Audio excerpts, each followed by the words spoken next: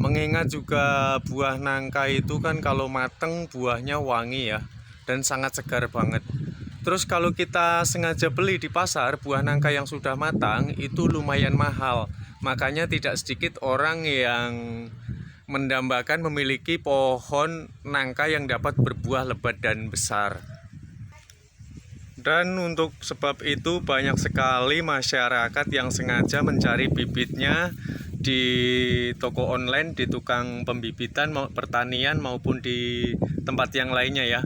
Bahkan ada juga yang dengan cara sistem memaksa dengan mencangkok. Dan sebelum aku membuat konten ini tuh terlebih dahulu aku udah praktek. Aku mencangkok pohon nangka itu selalu gagal, nggak pernah berhasil. Dan setelah aku cermati ternyata kegagalanku itu adalah dari pengamatanku karena pohon nangka itu memiliki akar tunggang. Sehingga kalau dicangkok itu dari tingkat keberhasilannya itu sangat minim sekali.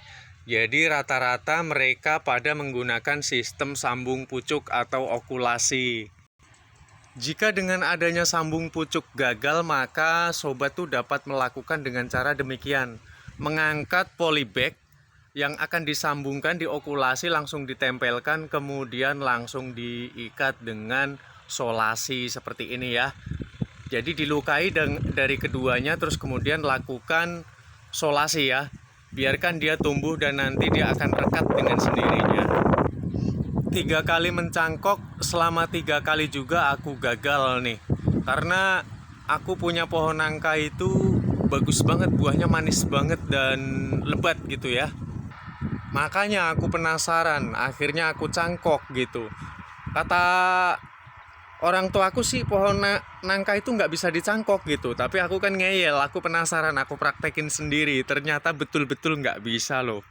Ya sekali lagi perlu yang digaris bawah ini, yang dari aku sampaikan itu adalah karena dominan ini pohon nangka itu dia berkarakter memiliki akar tunggang gitu ya.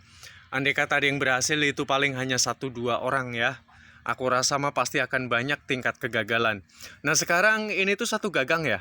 Satu gagang kok pohon nangkaku itu bisa berbuah sekian lebatnya. Satu gagang ini guys, kemarin tuh berbuah sampai 21. Kok bisa bang? Iya bisa. Sobat juga dapat memiliki tanaman seperti ini nih, asal melakukan langkah sebagai berikut.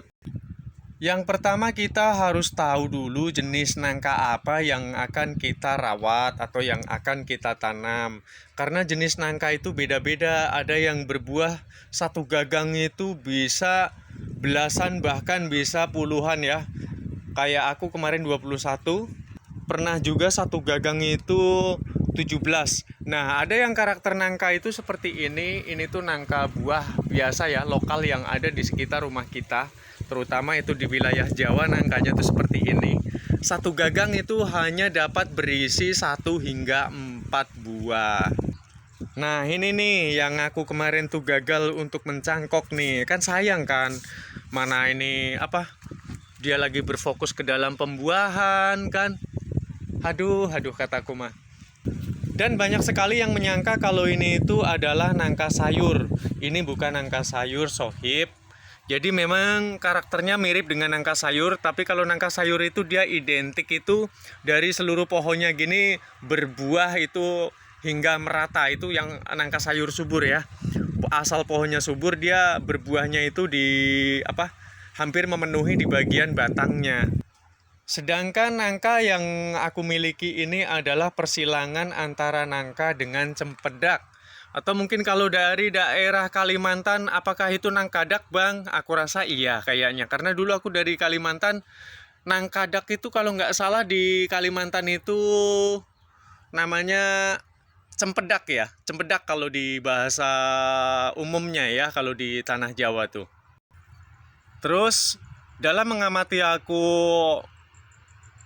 memperhatikan jenis-jenis buah nangka yang dapat memiliki buah yang sangat lebat dalam satu gagangnya itu setauku baru dua ya. Yang satu adalah nangka sayur, yang kedua adalah persilangan nangka dengan cempedak. Kalau nangka-nangka yang jumbo, yang besar-besar itu buahnya satu gagang paling hanya memiliki 1 hingga 4. Itu pun ada yang satu gagang 1 hingga 4 itu hanya memiliki buah yang sangat kecil, ada juga yang dapat memiliki buah yang super jumbo. Nah, setelah kita mengetahui jenis tanaman yang akan kita rawat, barulah kita memperhatikan yang paling utama adalah jikalau mau menanam, pastikan bahwa tanah tersebut berada di tanah yang gembur, artinya dia bukan berjenis tanah yang mengandung liat ya, tapi dia cari teksturnya yang mawur seperti ini. Dan kemudian pastikan kelembapannya ya, kelembapannya dalam setiap harinya seperti ini. Sobat tahu sendiri nih, bekas aku siram, memang setiap hari aku siram, makanya nangkaku ini berbuah sampai ke tanah-tanah. Dan yang hitam-hitam di tanah seperti ini itu bukan busuk, ini tuh dia sudah tua dan sebentar lagi akan matang. Nah, sedangkan yang aku sebutkan ini adalah pola dasar di dalam kita berbudidaya pohon nangka agar dapat berbuah lebat ya. Dan cara sistem mencangkok itu kalau diterapkan pada pohon nangka itu menurutku kurang tepat. Setelah dari kita memperhitungkan tekstur maupun kelembapan tanah, hal yang harus diperhatikan adalah paparan sinar matahari. Lebih bagus, lebih maksimal itu kalau tanaman nangka kita itu terkena matahari dari pagi hingga sore hari ya. Ya seminim-minimumnya itu sampai jam 1 atau jam 2 siang. Itu harus terkena sinar matahari pagi. Hal inti yang harus kita perhatikan berikutnya adalah betapa pentingnya pruning. Jikalau ada nih cabang-cabang yang tidak memiliki prospek seperti ini, kan nggak ada prospek, ini lebih baik segera kita lakukan pemenggalan sampai pangkal nih seperti ini nih ya. Ini tuh tidak memberikan prospek, tujuannya supaya pohon tersebut tidak salah dalam memberikan asupan nutrisi atau makanan gitu. Lakukan penyemprotan dengan cara sistem non kimia ya. Dengan cara mungkin bisa dikasih ramuan-ramuan seperti daun pepaya yang dicampur deterjen sedikit, kemudian disemprotkan pada pucuk-pucuk ini, tujuannya untuk menangkal hama kupu-kupu putih yang akan mengganggu tanaman nangka kita. Itu sangat diperlukan sekali. Di samping dari itu, setelah selesai pruning, jangan lupa lingkungan di sekitar bawah itu agar mencegah terjadinya hama harus selalu diusahakan bersih ya. Jadi kita bersihkan supaya nanti tidak buat sarang-sarang semut, laba-laba dan sebagainya nih. Dan ini tuh kalau kita biarkan juga dapat mengundang hama. Seperti ini, kalau di sini hamanya nanti bisa, kalau sampai menghitam dia, dapat mengundang hama merutu ya. Di sini merutu itu kayak anak nyamuk, kayak nyamuk itu guys. Ini tuh harus kita buang sebelum dia menghitam seperti ini. Aku sering membuanginya, tapi karena tanamanku ini banyak sekali buahnya, jadi ya ada aja gitu yang ngalamin seperti ini nih. Ini tuh dapat tuh bekasnya, mana jelek banget tuh ngenain kulitnya kan. Dapat mengundang hama-hama untuk datang. Ini juga kalau aku biarkan bakalannya jadi seperti ini tuh.